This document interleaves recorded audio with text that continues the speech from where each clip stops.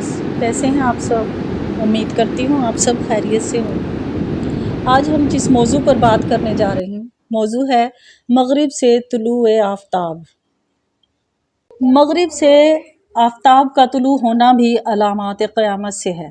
بیان کیا جاتا ہے کہ روزانہ آفتاب بارگاہ الہی میں سجدہ کر کے طلوع کی اجازت چاہتا ہے، تب طلوع ہوتا ہے۔ قرب قیامت جب آفتاب حسب معمول طلوع کی اجازت چاہے گا تو اجازت نہ ملے گی، بلکہ حکم ہوگا کہ واپس جا، وہ واپس ہو جائے گا، اور رات اس قدر طویل ہو جائے گی کہ بچے چلا اٹھیں گے، مسافر تنگ دل اور مویشی چراگاہ کے لیے بے قرار ہوں گے، یہاں تک کہ لوگ بے چینی کی وجہ سے نالہ وزاری کریں گے اور توبہ توبہ پکاریں گے۔ آخر 3-4 رات کی مقدار دراز ہونے کے بعد اضطراب کی حالت میں مغرب سے چاند گرہن کی مانند تھوڑی روشنی کے ساتھ نکلے گا اور نصف آسمان تک آ کر لوٹ جائے گا اور جانب مغرب غروب ہوگا۔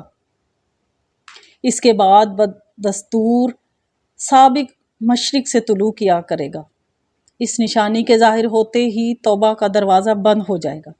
کافر اپنے کفر سے، گناہ گار اپنے گناہوں سے توبہ کرے گا تو توبہ قبول نہ ہوگی، اور اس وقت کسی کا فرقہ اسلام لانا معتبر نہ ہوگا۔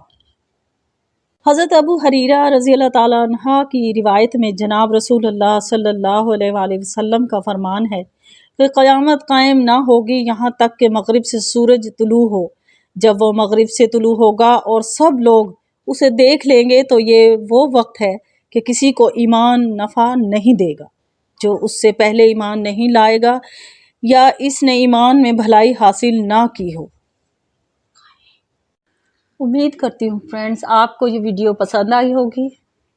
اگلی ویڈیو تک کے لیے اللہ حافظ، دعاؤں میں یاد رکھنا۔ اللہ حافظ۔